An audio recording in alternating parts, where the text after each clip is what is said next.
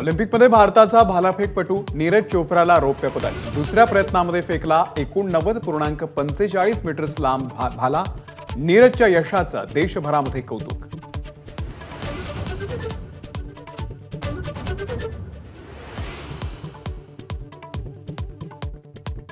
Paris ऑलिम्पिकमध्ये पुरुष hockey संघानं जिंकलं कांस्य पदक। स्पेन विरुद्धच्या सामन्यामध्ये कर्णधार हरमनप्रीतचे 2 गोल ठरले निर्णायक।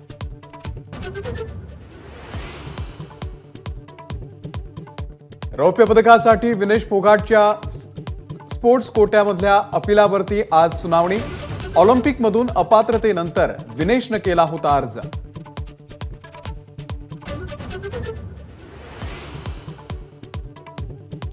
भारताचा पैलवान अमन सेहरावतला पॅरिस ऑलिम्पिकमध्ये कांस्य पदक जिंकण्याची संधी। प्युर्तो डिकोच्या डॅरियन क्रूजची आज होणार कांस्य पदकासाठी सामना।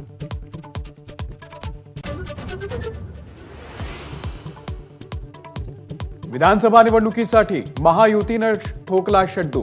महायुतीचे समन्वय मेळावे संवाद दौऱ्यांचं होणार आयोजन। 20 ऑगस्ट पासून 7ही विभागात दौरे।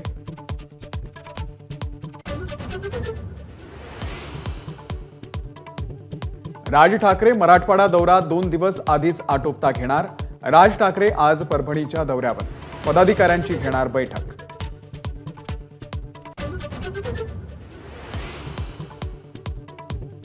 मनोज जरांगेंची शांतता रॅली आज कोल्हापूरमध्ये। क्रांती स्तंभाला अभिवादन करून रॅलीला होणार सुरुवात, तर संध्याकाळी पत्रकार परिषद।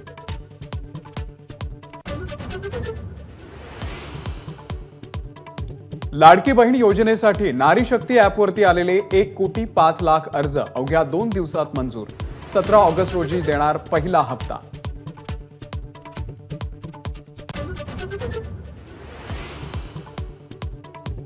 लाडकी बहीण योजनेवरून सुप्रीम कोर्टाकडून राज्य सरकारची खरडपट्टी।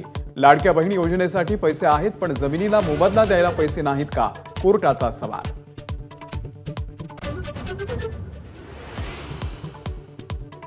कोल्हापूरमधलं केशवराव भोसले नाट्यगृह आगीच्या भक्ष्यस्थानी। केशवराव भोसलेंच्या जयंतीच्या निमित्तानं आज होणार होते नाटकांचे प्रयोग।